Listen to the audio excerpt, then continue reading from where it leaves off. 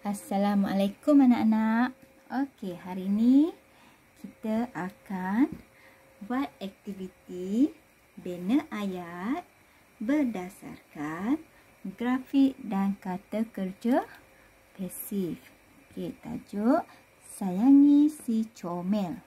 Okey. Kita diberi 5 gambar dan 5 perkataan yang harus digunakan, yang perlu digunakan lah. Diserahkan, yang pertama. Yang kedua, diambil, diletakkan, diberi, diucapkan. Okey, dalam ayat yang kita bina sama-sama akan menggunakan perkataan yang diberi. Okey. Contoh yang diberi yang pertama, sangkar kucing itu diserahkan oleh Puan Aminah kepada Dahlia. Okey. Merujuk kepada gambar yang kedua, perkataan yang digunakan diambil. Kucing itu diambil oleh Dahlia untuk dijaga. Okey, kita tulis. Kucing itu diambil oleh Dahlia untuk dijaga.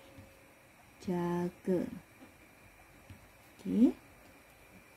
Nombor 3, ayat nombor 3 diletakkan. Kita harus gunakan perkataan diletakkan. Sangkar kucing itu diletakkan di dalam bilik Dahlia. Okey. Sangkar kucing itu diletakkan di dalam bilik Dahlia. Okey, Dahlia, nokta. Okey, nombor 4. Okey, Dahlia, nombor 4. Kucing itu diberi makan, diberi makan oleh Dahlia. Kucing itu diberi makan oleh Dahlia, nokta. Okey, ayat yang terakhir, perkataan diucapkan. Dahlia diucapkan terima kasih oleh Puan Aminah kerana menjaga kucingnya. Dahlia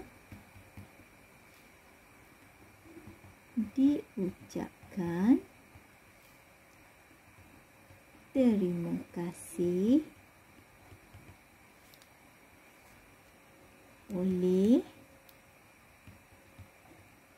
Puan Aminah, kita sambung di bawah, kerana